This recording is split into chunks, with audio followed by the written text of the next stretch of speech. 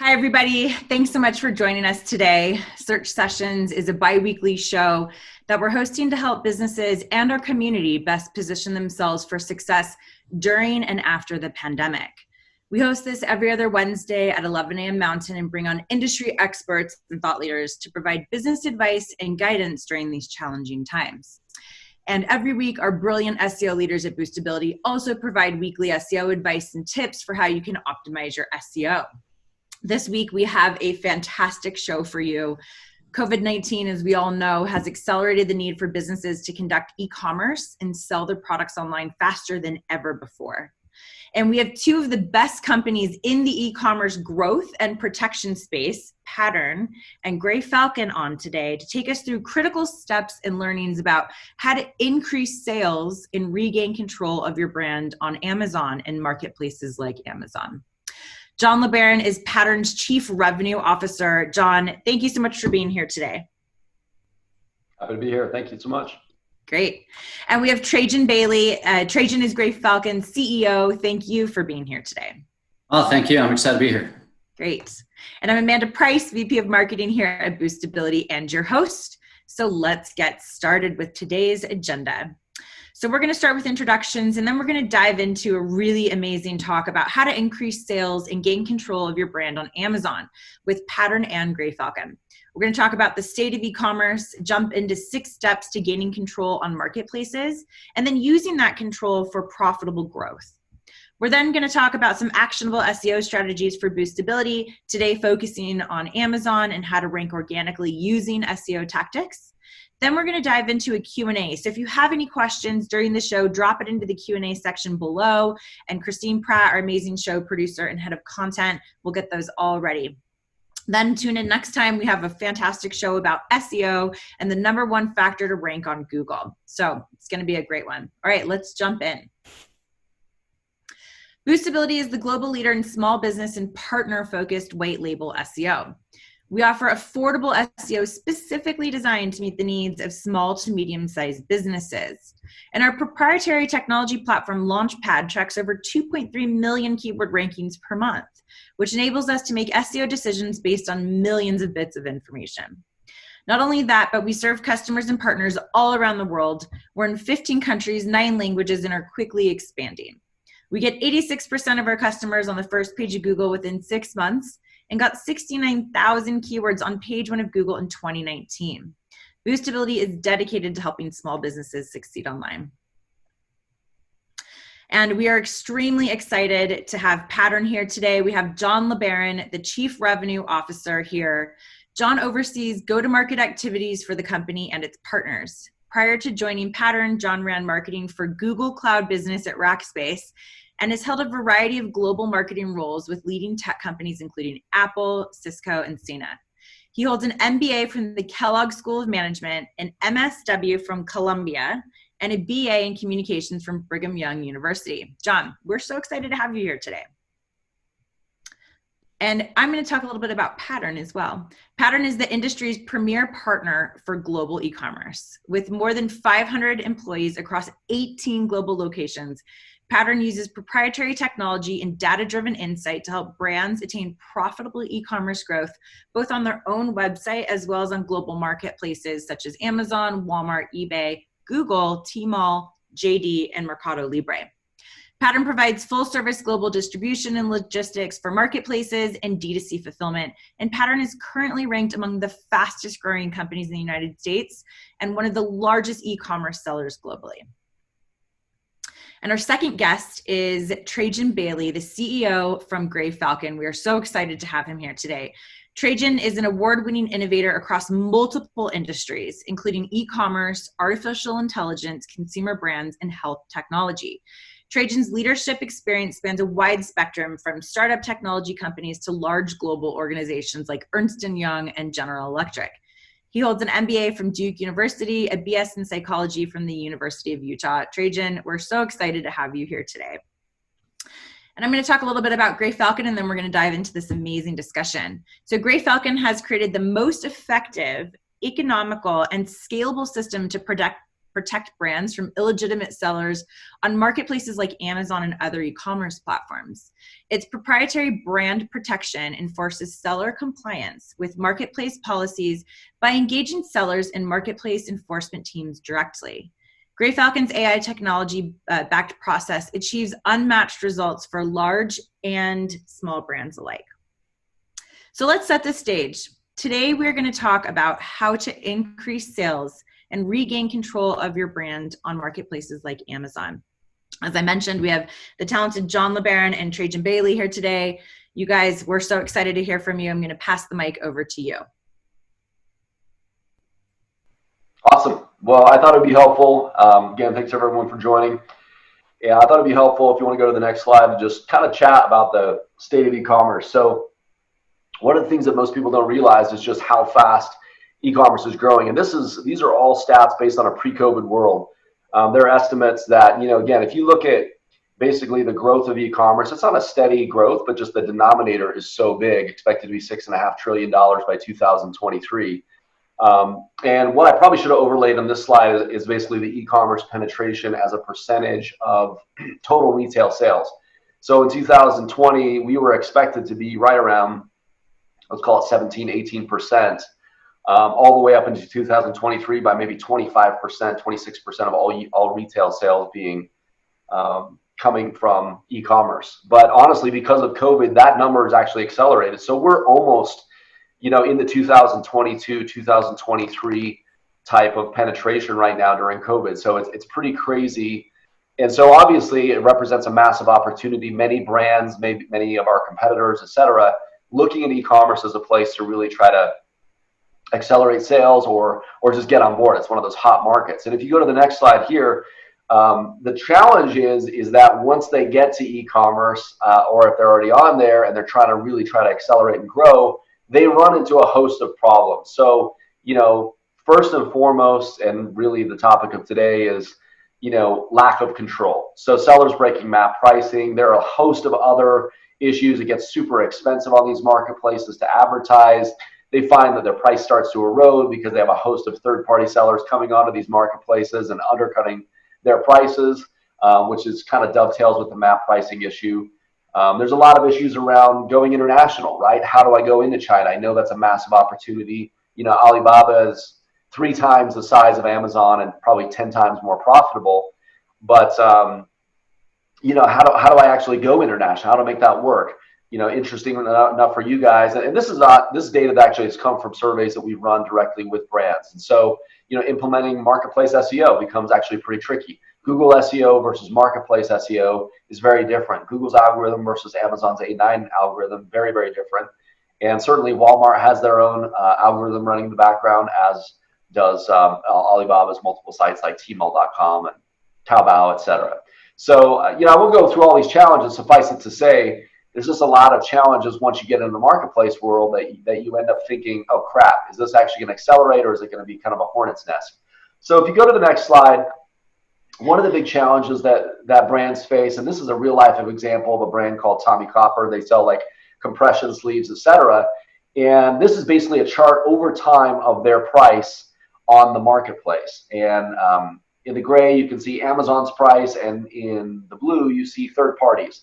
So a lot of people may not recognize this, but if you go look at the letter that Jeff Bezos from Amazon just submitted to Congress, he basically articulated, and if you go back and look at shareholder letters over time, this is not a new phenomenon. Most people think if you're going to sell on Amazon, you have to sell to Amazon. Not true. You can actually sell on the marketplace. You can sell by yourself, create your own storefront, or you can use a third party to sell into the marketplace. Pattern is obviously one of those third-party sellers. We'll sell probably $500 million worth of goods this year on these marketplaces. And so what ends up happening though is, because even if you're selling to Amazon, if there's any other leakiness in your distribution chain that other sellers get a hold of your product, they're going to start selling on Amazon, and they're likely going to try to cut the price to be able to actually win. Again, what causes that market compression of the price? Yeah, I mean, that really is what causes it. Is that, most people don't think of Amazon. They think of it as a retail store, as a retail platform. Most people, when they think of selling on Amazon, they think Amazon is the one selling it to them. But as I was alluding to earlier, Jeff Bezos just announced 60% of all goods sold on Amazon are actually sold by third-party sellers. Wow. So way more, it's like eBay, way more. Most of the products you buy on Amazon are actually not sold by Amazon. They're sold by a third-party seller who's using the marketplace. And so what that means is when you look at that add to cart section of Amazon, it's like a real-time auction happening in the background. And so if you are selling sleeping bags, for example, and that means Amazon might be selling it, but it might also be Sleeping Bags R Us or Sleeping Bags 422 at Hotmail or like whatever. There's just this host of deluge of sellers trying to get rid of the goods. And the only way they can show up in that, what we call the buy box, that add to cart section, is if really they lower the price. I mean, there are a number of factors I think we'll go through later on how to win that buy box, but predominantly it's driven by price. So, if you're selling to Walmart, or you're selling, in this case, the sleeping bags to REI or Shields or Cabela's, you have all these other, and honestly, like I said before in that graph, 85% of your goods are going through a retailer, not through e-commerce. And suddenly, that sleeping bag, that mommy bag that's supposed to be selling for $179 shows up on Amazon from Sleeping Bags, DougSleepingBags.com, for like, $149. You're getting a call. If you're that sleeping bag manufacturer, you're the brand manager for that sleeping bag, you're getting a call almost that day from any number of brick and mortar retailers saying, WTF, why are my prices eroding on Amazon? And then certainly Amazon's in the game. They don't care. They're just going to match your price. And so this tit for tat that you see happening, starting price, honestly, of $39.50 was pretty good, probably plenty of margin there. Sequentially over 18 months, as more people get a hold of it, it's like a race to wholesale.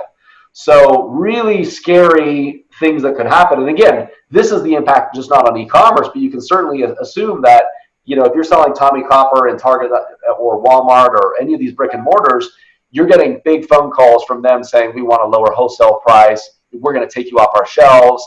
And there just becomes this, civil war basically with your brand across an omni-channel landscape. So it's very important that you figure out how to grow and how to be in control first. So if you go to the next slide, just kind of keep going through here.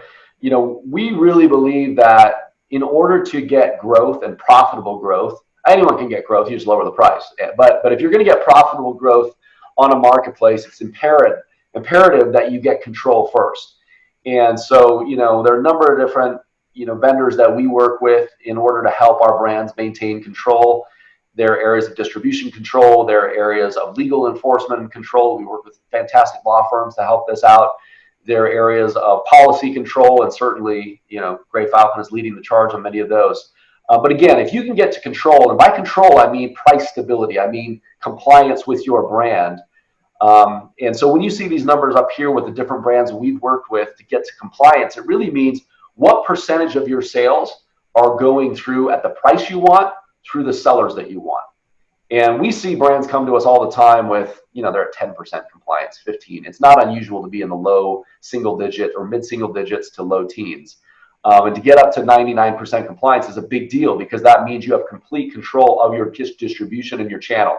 And once that happens, there's a nice profitability flywheel that kicks in that you can really start to grow your brand online. And we've grown brands from 3 million to 26 million. We've grown brands from 18 million a year. It's over $100 million a year on the platform.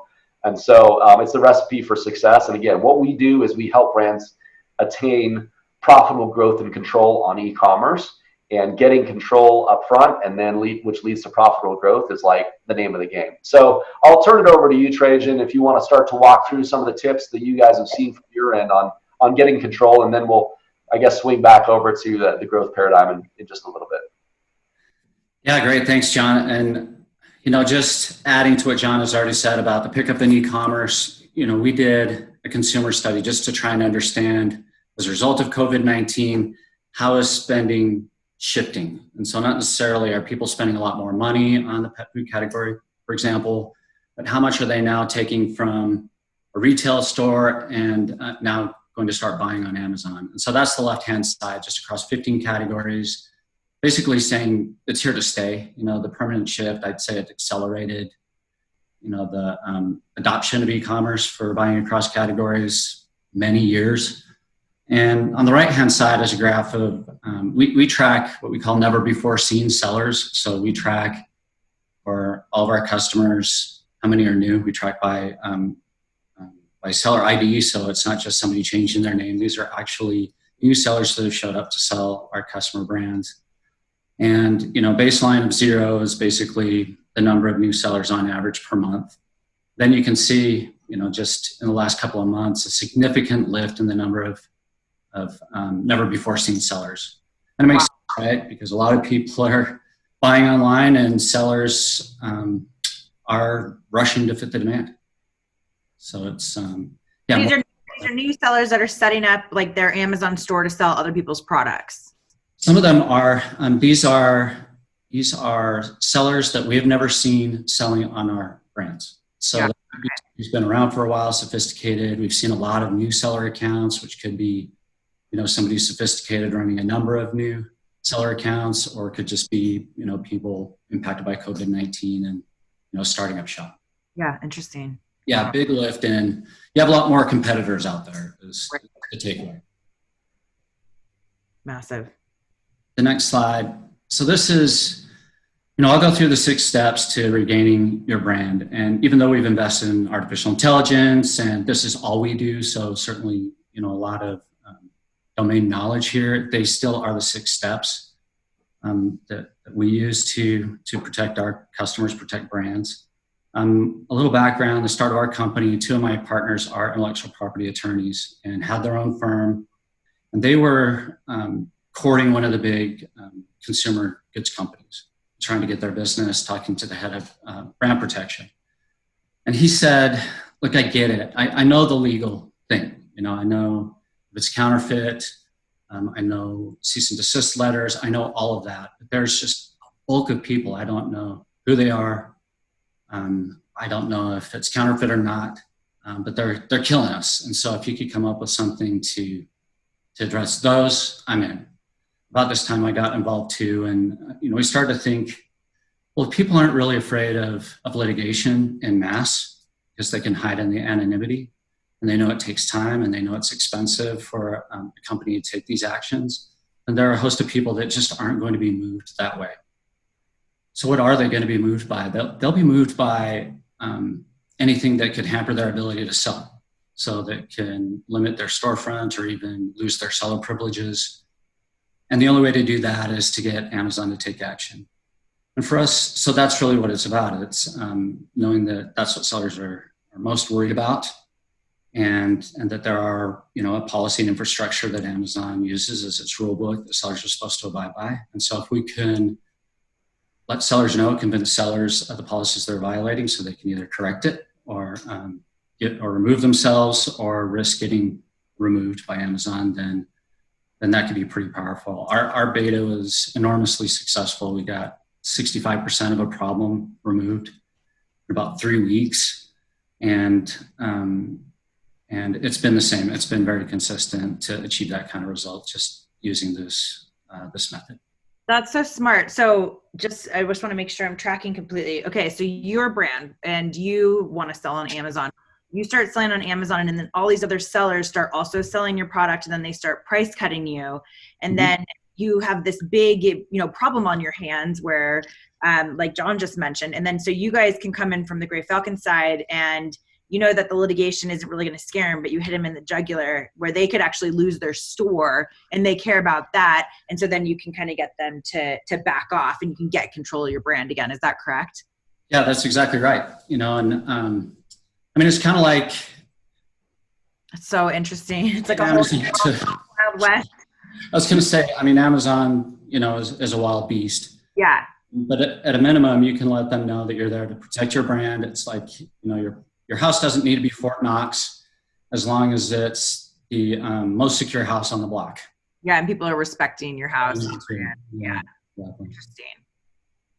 And this is so important because I know we've got so many questions from a lot of the businesses in our network that they want to start selling on Amazon, or they just have. And a lot of the time you don't know what you don't know until you start. So this is so interesting to know, hey, from the get-go, these things will happen, and be prepared with a plan so that you can protect your brand once you get on these marketplaces. Yeah, that's right. And, a lot of because there's a lot of distressed inventory right now that's been languishing during, stay-at-home orders. And, some of this is fall out of the back of a truck or out of the back of a store, or companies going out of business, or, extreme sells. And counterfeit, so all these are showing up in the marketplace all at once, and being vigilant and right now is really a time to act. So next slide. These are the 6 steps, but I'll just jump right into the next slide. So step 1, there are rules, and they could be exhaustive. Understanding Amazon policy. Every seller is violating Amazon policies, probably not Pattern, but every other seller is probably violating several of Amazon's policies. And it's just, they may not be aware of it, or they know Amazon isn't going to call them on it. But that really is the first thing to do, is understand for your brand, what are some areas that there may be rules that exist. So for some industries, there are checklists that sellers are supposed to follow before they list your product. Some of them have more extreme requirements to be able to list your product, and sellers can get around things by miscategorizing or misdescribing products to try and get their listings on. But if you want to know a real shortcut, so you can do, Amazon Seller Central is a great source. You can search your industry. Another great source really is to search the discussion threads from sellers and just seeing what is scaring them, and then researching those policies to see if they apply to your brand as well. And so that could be a shortcut. For us, my partners read through the Amazon policy like they would the law. And so we got pretty deep and we experiment, but there are a lot of rules that are being broken. And so even just understanding a few can give a lot of power. So this is, you really need to know what's going on Amazon. It seems like a given. There are ways of doing this. So certainly you could subscribe to a service. There are even free data extraction tools and other things that you can use to get your footprint, but you have to track it all the time. Things can change. People pop up on a Friday afternoon and then vanish by Sunday afternoon. And so really just keeping your eye on the marketplace all the time, and getting a sense of what sellers are doing, because there are different seller profiles, which we'll get to in a minute, but just getting a sense of the different tactics that are being used on your brand. So this is one. Better Than Bullion is one of our customers, and then recently a seller has added this little spatula called the Spice of Life to it. It's a way to lock out other sellers from getting on there, but this is a violation of Amazon's policies, how they like trademarks to be treated. Wow. That stuff's probably happening all the time. Yeah. Stuff like this. This extra free thing, and that's not connected to the Better Bullion brand.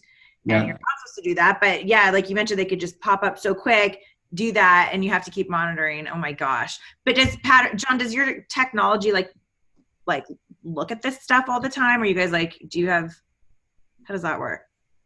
Yeah, so we have a software technology called Predict that scrapes more than 4,000 sites every single day, because it's not just Amazon that this happens. We look across a variety of e-tailers to look at a handful of things, including price compliance and seller information as well. So honestly, to Trajan's point, it's a full-time job, and there's a lot of technology that kind of goes into continually ensuring. And in this case, there's an element of price control, but there's also an element of brand control, because if your brand, especially in an area of consumables where someone's literally putting this in their mouth, if someone is misrepresenting, if not abiding by FDA regulations, there's all sorts of stuff, even putting pictures from their cell phone that they put up here. I mean, it's a landmine for sure. So you got to make sure that you maintain the price integrity, but you have to make sure that you maintain the brand integrity as well.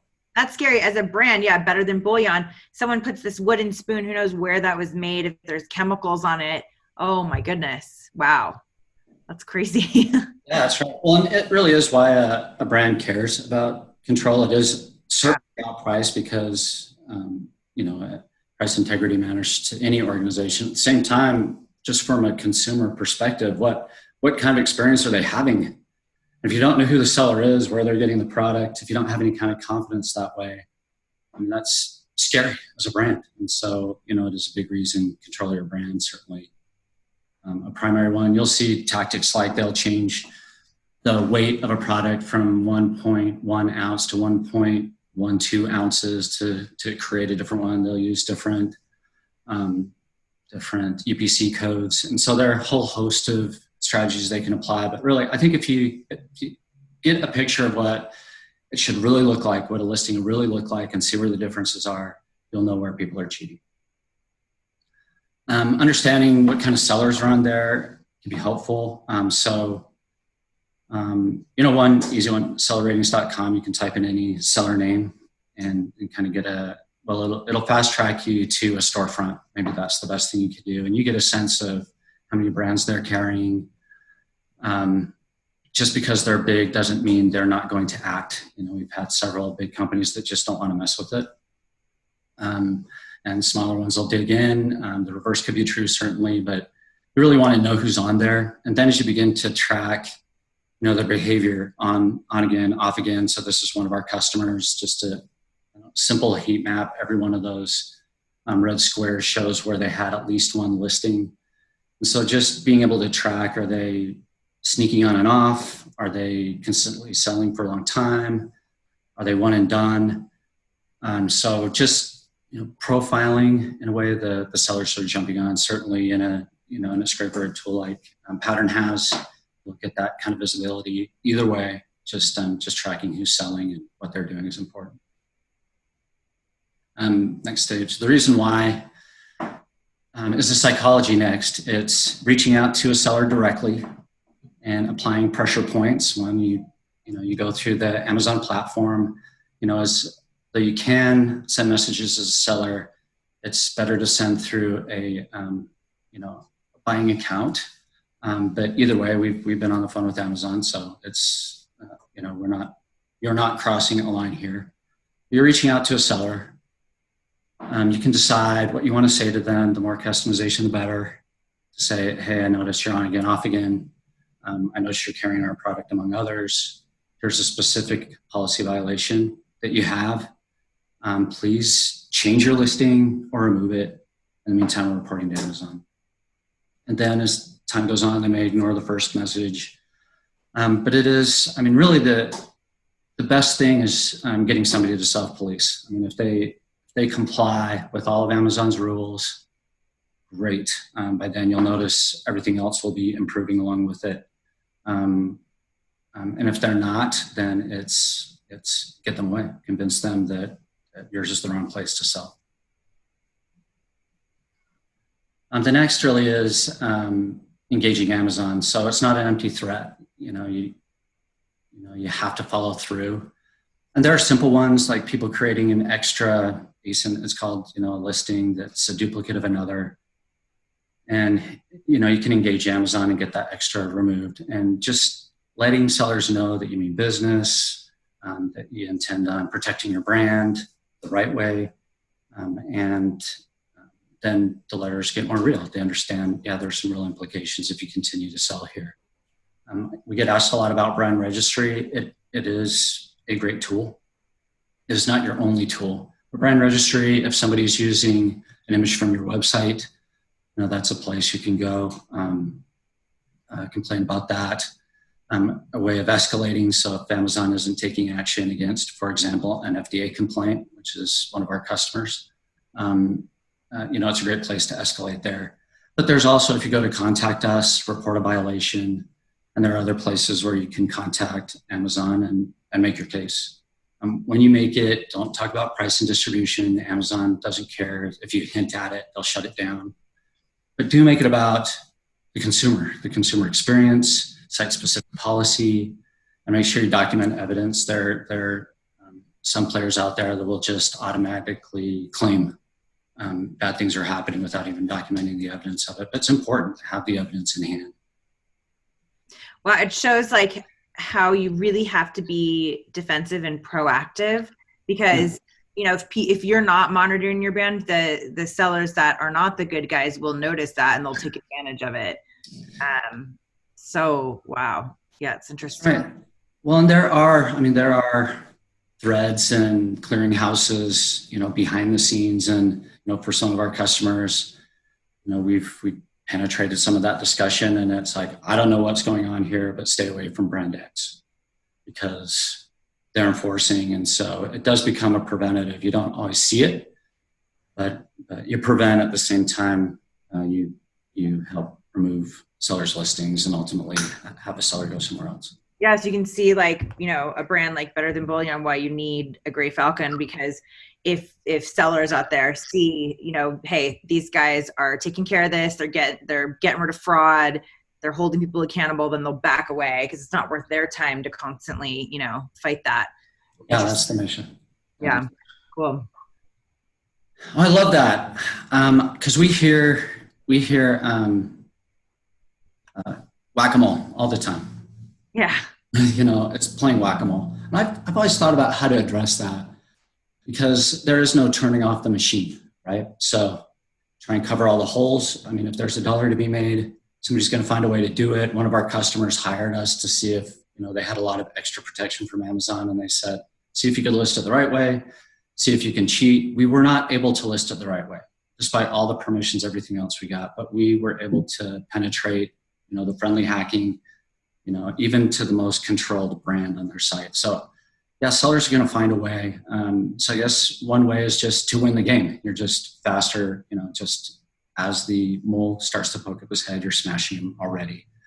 And that really does make all the difference. A lot of sellers will lead. They'll try and get a toehold and a beachhead to see what happens, to see what consumer demand looks like, probably dropping price a lot to see what that demand looks like. And so just being on top of it is a good way to, get rid of them. But yeah, that's the way to win a whack-a-mole. Just hit it just as the head's coming up.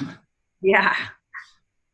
So these are two cases. The upper left, it's P&L, big consumer goods company. And, it's typical. I mean, in the first couple of weeks, 50, 60% of sellers, get removed. And then over time, we've gotten to 90, 93% compliance. In one case with some regulatory things in place, we were able to help one of our customers get to 0 because Amazon, had a 0 tolerance for an FDA violation that was taking place. But in this case, 84% within a few months. And, we were tracking, MAP compliance in this case. And it went from about 20% discount price across all of their products to a 1% discount across all of their products. So basically within compliance with the exception of a few. And so, keep in mind, we made it about Amazon policy, not about price, but you fix these problems, you have control, and price gets fair again. It's unfair pricing. Somebody's cheating if they're selling below your cost. So the lower right, this is a company that does a third-party seller, or third-party sellers engaged us, so they had some controls in place.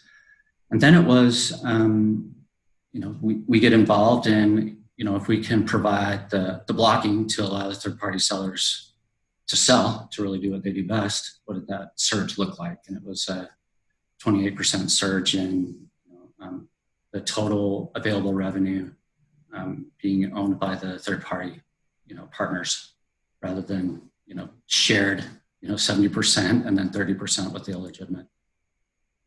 So it's worth it. I mean, it's work, but you'll notice a pretty magnificent difference if you do it.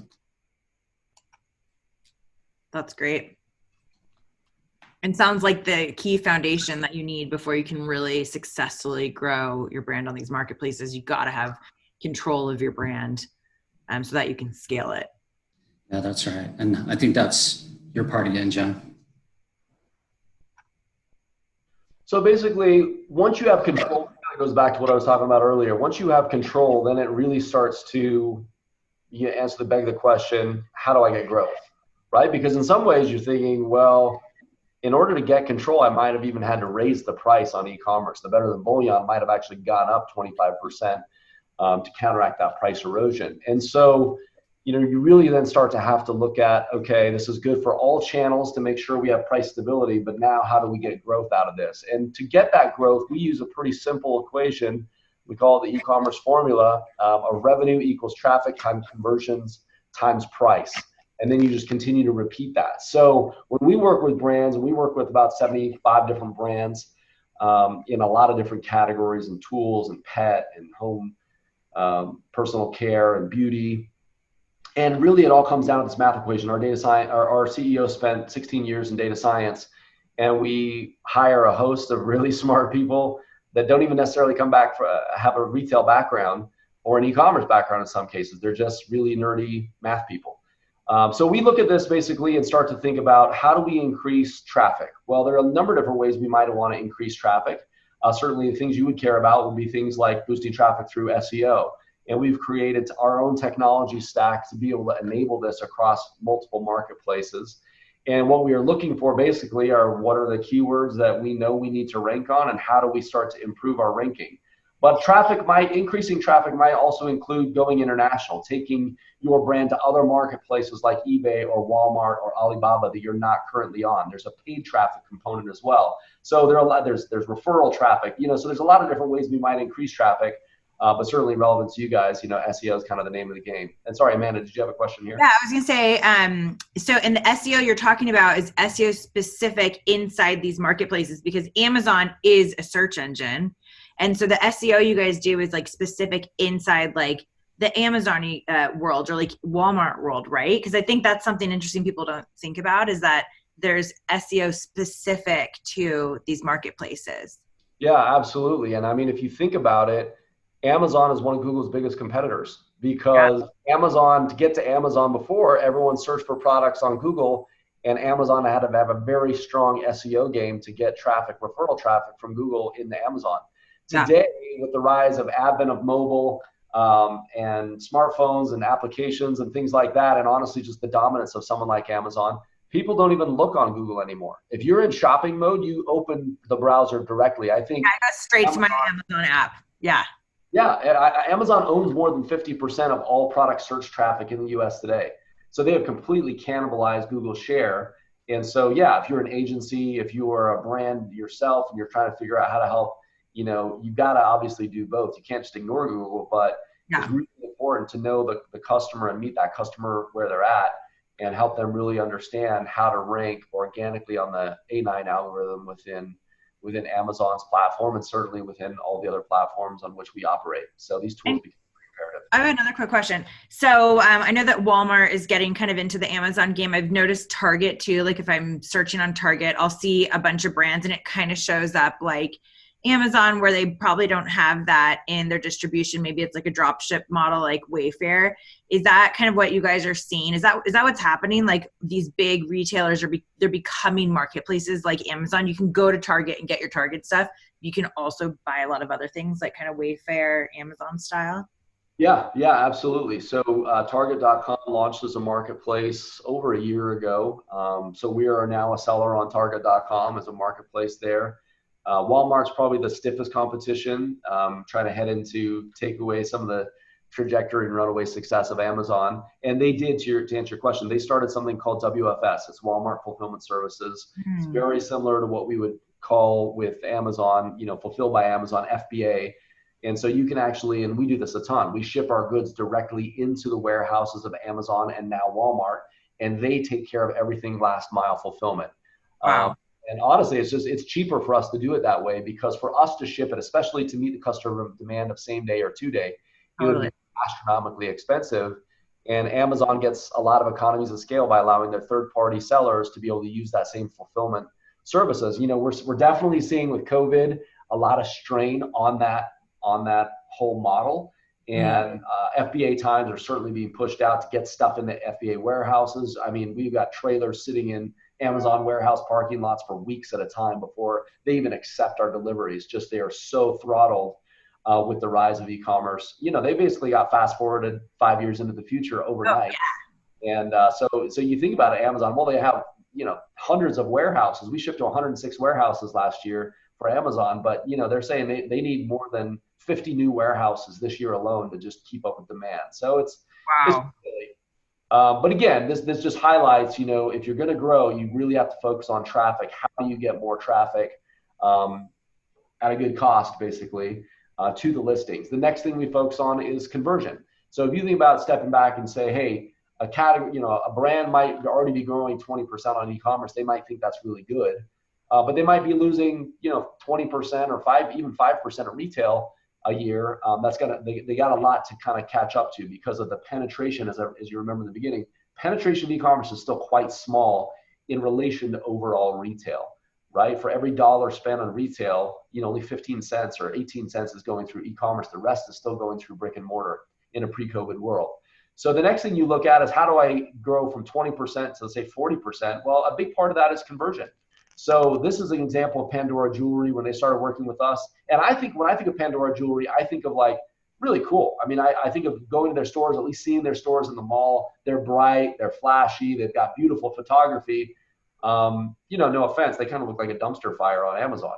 If you look at the left side, when we started working with them, it was like, is this even Pandora? Like, yeah, it doesn't even look like a high quality, right? Yeah. So it goes back to that brand control piece where it's like, I don't even know if this is them.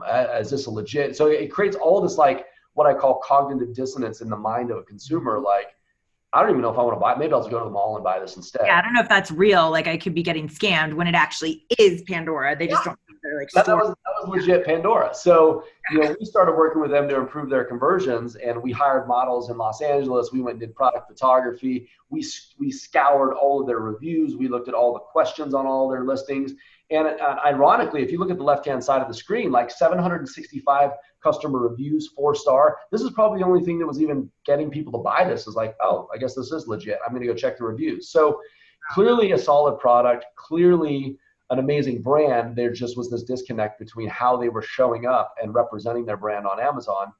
And again, because we've got product stylists and photographers and videographers and producers and all this stuff, that was an easy kind of thing to attack, and no surprise, conversions increased without even any additional traffic. So you add better traffic, higher volume of traffic with better conversions, and suddenly you're looking at 1, 2, 3, 4x revenue in a very short amount of time. That's such a good takeaway for brands. Like, take your marketplace profile seriously. Like, invest in it like you would in the store windows of your brick and mortar, because that's what really, what's going to help with those conversions. Yeah, and in the brand's defense, like, they know this, right? It's not like Pandora is like loving their presence on Amazon when they saw it before, but it's like, brand managers are asked to do a phenomenal amount of work. They have to manage their D2C. They have to manage Amazon now. Now they have to manage Walmart. Oh, they've got to, manage all these other channels. Okay, now my CEO wants me to go international. Okay, I have to be an expert on Facebook and on Google. And it's just become, and generally these teams, I mean, even Pandora, I think they've got an e-commerce team that's like 2 people. So it's quite, overwhelming, I would say, in almost every scenario, that they're just being asked to do too much with too little. And so, again, that's why the pattern value proposition at some level resonates, is because it's like, wait, you guys will buy our product from us and you'll do all this crap? Okay, where do I sign up? So it tends to be like a very much, a need that exists. So maybe I'll just wrap up by a couple of case studies here. Spectra Baby, they do breast pumps. Again, amazing products. We work with so many great brands that have phenomenal products, and that's like why we love coming to work every day. But they just weren't showing up in the way we thought, really merited the type of product and the type of following and the type of customers that they had created over the years. And so in working with them on their SEO, on their advertising, on their customer service and review management, on all of their content, they're the #1 organic search result, or were when we created this case study. I haven't checked lately I don't do a lot of breast pump shopping actually, but I probably should.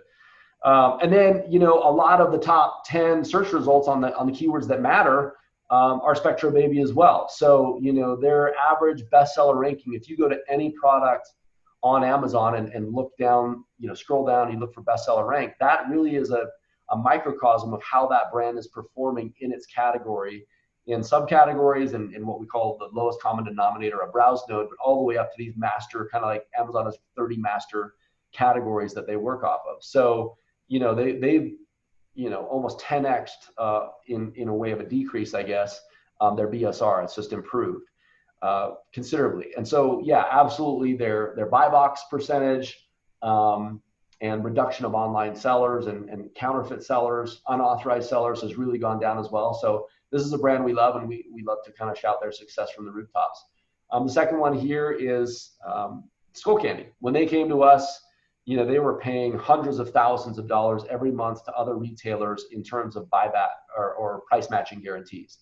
So, someone would go in to Best Buy and say, I want to buy these headphones, but they're cheaper on Amazon. Will you match the price? And Walmart, Best Buy is like, we don't want to lose the sale, but also we can't afford to sell it to you at that price that some dude in his garage is selling these headphones.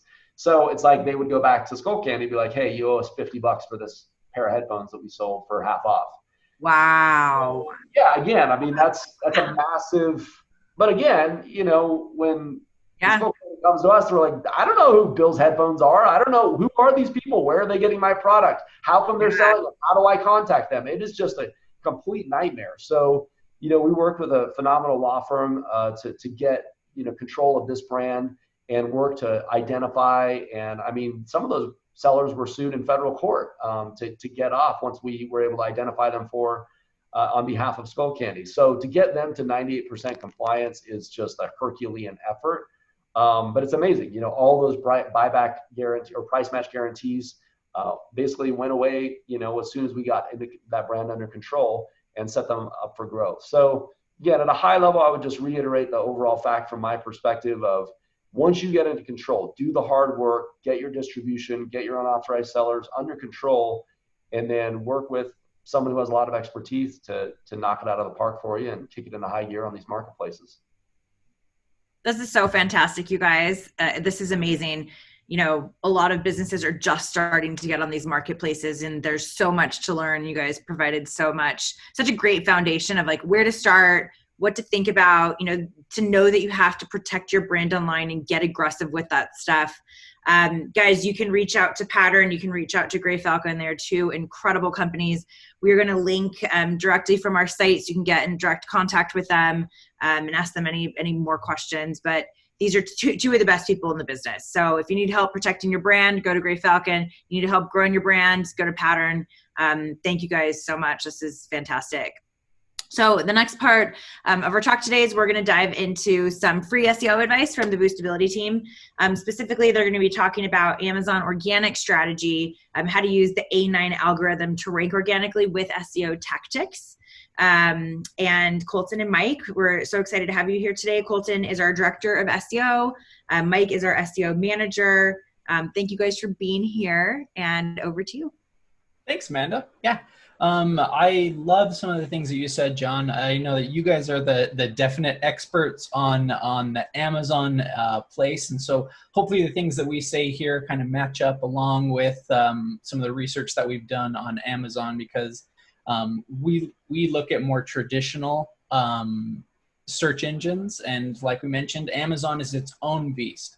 So today, Colton and I will be sharing some great information on Amazon search environment and how specific common SEO tasks can translate into big wins here. The first thing that I want to point out is the difference, again, in Amazon search engines and other search engines like Google. Amazon's purpose here is to sell products. And so the search engine model that they've created serves that purpose more so than a traditional search engine where you have informational or you have those different kind of search queries and search intent. Because of this, there's different weights for common SEO KPIs, but a lot of them are the same types of KPIs. And so I want to go through some of those. For example, past sales velocity.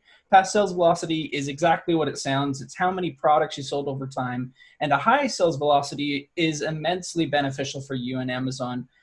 So its A9 ranking algorithm analyzes sales results and increases the ranking for the products that sell well in a specific amount of time.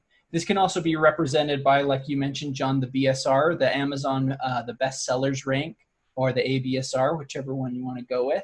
It's a score that Amazon assigns to your specific product based on that historical sales data. And the better score you have, the better rank you have, kind of thing. Another method that Amazon uses to gauge organic rank indirectly affects it is the fulfillment capabilities, like you mentioned, the FBA and the SBA. Those kind of like, if you're in stock, if you have these things. And why I mentioned that it's indirect, it's because it has a lot of direct influencers that are associated with that organic rank, mentioning like your popularity metric, your reviews, your BSR ranking. And so hopefully if you go with the FBA and if you do these things, like you mentioned, John, that will increase that those direct KPIs. These are all, like I mentioned, direct influencers on your ranking, and those are just two of the things that are specific to Amazon. They're slightly different. And what I want to do is I want to hand off the mic to Colton, and he's going to give us a few examples on organic KPIs that probably are a little bit more familiar to traditional SEO that you've seen those. Yeah, I mean, we've talked about all this stuff before, but I mean, essentially translating it over to Amazon, obviously working within the SEO realm as well. You just want to essentially be descriptive, right? You want to be descriptive, accurate, and then obviously meet your users kind of halfway, right? If they're looking for a product and your product specifically in a certain way, you want to match that. So, you know, kind of keywords, right? So high quality, maybe organic, easy to use, different things like that are all fantastic. And it really plays specifically into like your titles, your descriptions. If you have, you know, bullet points or kind of USPs, unique selling points that you're pointing out for your product, those are all things that obviously you want to have those on your website. You want to have those on your different products. That obviously helps organically, but again, it's immensely powerful for another search engine like Amazon. And then, you know, dropping in, you have kind of the usability or the conversion even. John alluded to this as well, which is, you know, do you have good product pictures? Do you have product pictures that are potentially unique for that environment that you're selling in? Furthermore, are you answering questions? You know, I have several products that I have bought off Amazon that I continue to get questions for, you know, as the buyer, which is like, hey, is it this certain size? Is it this certain still? Those are things that I don't actually know, but if you're the seller or even the product manufacturer, hopefully you know those questions. And if you can answer those, that's all the more reason why somebody may potentially buy from you. Getting into reviews, you know, reputation management, that's also part of it, right? So if you find one key complaint that just keeps coming up, maybe that's a chance for you to either refine your product or maybe take a second look at who you're selling to, right? If the product is maybe of a little bit lower quality, but the price is lower as well, I wouldn't shy away from that. I would wholeheartedly embrace that, right? And put that out there as maybe a cheaper alternative or something that, you know, is maybe a great beginner item, something like that. So again, at the end of the day, you can really use this for both, but it really comes down to having accurate and, you know, descriptive descriptions and titles, and then obviously pictures, question and answer, and then reputation management on kind of the data side of things for Amazon, as well as any organic listings that you're putting out there as well. Awesome, guys. Well, thank you so much. Now we're going to jump into Q&A. We have Christine Pratt, our amazing show producer and head of content, to take us through questions from the audience.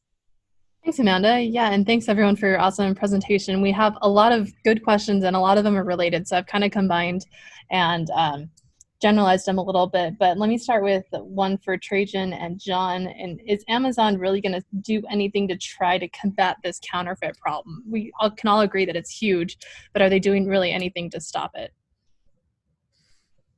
Yeah, certainly. I mean, Amazon does care about counterfeit, certainly. Think about the work involved to prove counterfeit. So you've got to buy it. You've got to prove it's a counterfeit.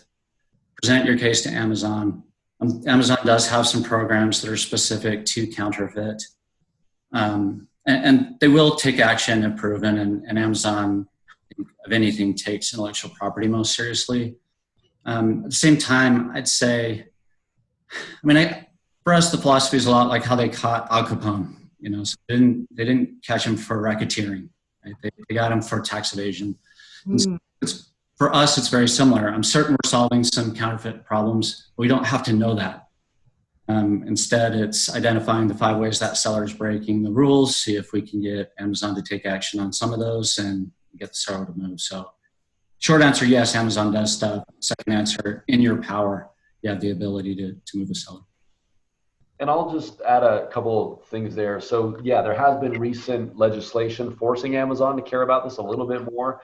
I saw an article come out this week that California voted to have Amazon basically be responsible for counterfeit items. I've seen that in other states as well. Amazon just announced a big move, but they're replicating their policy in Europe, which they've already implemented over to the US. And that means that there will be information on each of the third-party sellers, patterns of third-party seller. We sell under the name iServe. That will have our contact information, our physical address, et cetera. So the ability to kind of hide behind, a number of different shell companies or online areas or even international addresses will be trickier. That being said, I would say I would never count on Amazon to help you police your brand or even your category online. Unfortunately, it's just up to you. And if you look at the economic incentives, Amazon's not really incentivized. That's why you see the government stepping in and kind of forcing their hand. They're not really incentivized to take this seriously. If anything, they're incentivized not to and kind of make the onus of this fall on other regulatory agencies or individuals or whatever, and just create themselves as like, hey, we're just a marketplace. We just let people sell. We can't be responsible for all of this. So I would just say, again, if you're a brand, I would not count on Amazon. And it's frustrating, but I would not count on them to kind of solve this. You've got to take it into your own hands. Yeah, and that's why you need a pattern or a GrayFalkon. There we go. Awesome. Yeah. Well, on that note, I mean, is this a fight that there's a couple of questions here. Is this a fight that you constantly need to have? I mean, this might take a lot of bandwidth to be constantly watching for your brand. And do we need to start watching on sites like Walmart or even Alibaba? Do we need to start as a small business that is selling? Do you need to start, monitoring these other sites as well? Yeah. I mean, it's certainly Amazon's the headliner. So people are worried about, typically if companies are worried about Amazon, the fast follow is Walmart. eBay is picking up steam in some sectors. Alibaba we hear about, but not as much as the other three. So yeah, I think prioritize based on the resources you have. And I guess that's the best I could say. I mean, the more control, the better, but focus on the priorities. Yeah, I'll just echo that too. It's best to focus on Amazon and fix it.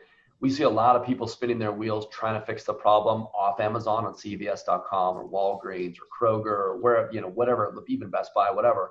But those e-tailers are generally not the instigators. And Amazon, by the way, if you talk to them, we're just a price follower. We don't actually lower, but it's like, I just don't see it. And so absolutely, yeah, we've got a tool that we work with all our brands get for free that monitors price, like I said, across thousands of different sites. But and we actually have what I think is an innovation that nobody else has. It's called First Blood. And it basically shows you who lowered price first across the channel. And so you actually can, if you're a 1P seller, you're selling directly to Amazon, you could go back to Amazon and say, no, we know on this date at this time, you were the one that proactively lowered price.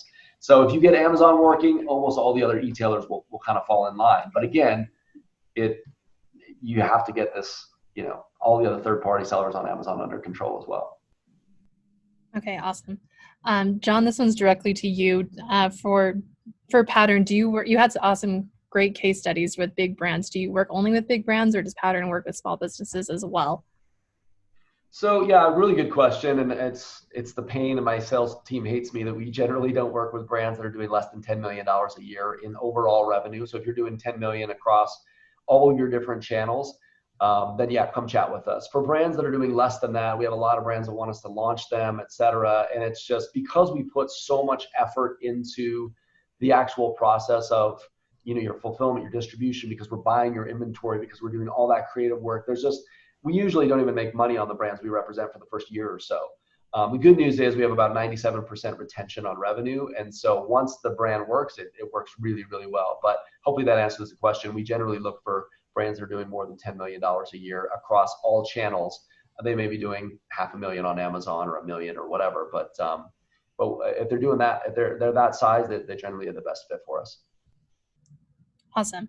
Okay, we are running out of time, but I do have a couple more. One from Mike and Colton really quick regarding SEO on Google specifically, which is Boostability's expertise. But how do you use Google to boost your e-commerce website? Say you're just kind of starting out, especially with the pandemic.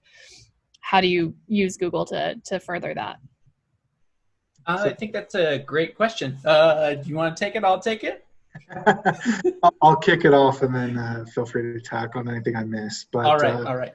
Overall, from my standpoint, and especially if you're kind of in that small space, or even if you're just starting with the e-commerce on Google, again, you're trying to compete with so many brands, Amazon, Walmart included, that always go specific as you can, and kind of the longer tail with kind of your product or descriptions or something along those lines is going to be the best way for you to get in there in a reasonable time frame, right? So most people starting up e-commerce, they don't have the next 10 years to wait for things to kind of kick off, right? They're starting up and they need to see some success within 3 to 6 months, maybe even shorter than that. So because of that, go long tail. And then to go with that, like we've already covered, in this discussion and others, just make sure that you're representing your product to the fullest. If you're getting common questions, make sure you're answering those. Make sure you're putting those out. If you haven't made a video covering your product and its features, do that. Take that time and just kind of invest into your product. Obviously, you can use it on your website for SEO, but as we can see here, and even in this discussion, you can take that everywhere else. So my number one suggestion is start very specific as you can, and then kind of narrow it down and go broader as you see more and more success. Don't go the other way. You're not going to see things for a very long time, and probably too long, that you are going to either have to close up shop or move somewhere else. Yeah. Anything that you'd add? Just to tack on along the lines of the long tail. So when you're referring to the keyword research, I imagine that you want to also narrow down that search intent. You want to make sure that it's high intent keywords that are also long tail, that have that kind of competition that you can actually can compete for. Just to kind of tack on, just make sure that when you're doing that keyword research and you're going long tail, that you maintain that intent specifically where you're going to get those conversions. And so I think that just to tack on with that, that's the only thing that I would add. Yeah. Awesome. Thanks, guys. Okay, one last question. And for those that we didn't get to, if you asked it, we will address yours separately offline. But to Trajan and John, last thing is kind of as a consumer, whether you're a business owner or not, we're all consumers at one point or another. What should we watch for while we're shopping on Amazon to avoid these counterfeit shops, to actually go to the places that we should be?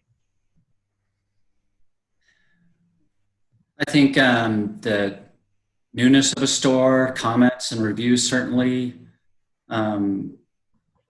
matter. The amount of time shipping, whether or not a product's in inventory, certainly if the price is way off, it's probably counterfeit.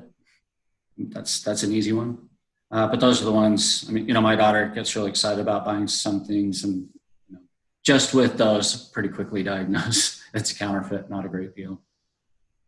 Yeah, one quick tip I like to do is actually sort by recent comments. Amazon will let you do that, and generally that tends to filter out because, again, the incentives are very, very high for sellers to act shady and get counterfeit reviews, et cetera, but it's very hard for them to do that consistently. So if you, I've seen a lot of times like 4.5-star review, and you sort by recent, and it's like the last 10 reviews are all 1 star. That generally means someone's been gaming the system and being shady. So that's probably the quickest tip I can give somebody. And then seller reviews too. If you have a seller and you're like, hey, I don't know if this guy's legit, just look at their overall seller ratings. And as many people don't try to game the seller ratings, but if they're 4.5 stars, 5-star reviews, that's a pretty good indicator they're legit. Yeah. Awesome. Well, thanks you guys. Like I said, for the other questions we didn't get to, we'll answer those offline, but Amanda, back to you. All right. Well, thanks everyone so much. Tune in next week. We have an amazing SEO focused show on Wednesday, September 2nd at 11 a.m. Mountain. We're going to have Boostability's SEO experts, Colton Miller and Mike Marsh, on to talk about the #1 factor to rank on Google. There's so many different factors that go into an SEO campaign, and we get this question a lot. What is the #1 thing I can do to rank on Google? So in this edition of Search Sessions, we'll go over actionable strategies and steps you can take to make your website invaluable for search engines. And we're going to uncover the #1 factor to get your business ranking on Google. So don't miss the show. And as always, if you need help with your SEO, Boostability is here to help. Reach out to us at boostability.com or give us a call. And then you can RSVP to the next show or watch this one again at boostability.com/search-sessions. Thanks so much for coming, and we'll see you guys in a week and a half. Thanks so much.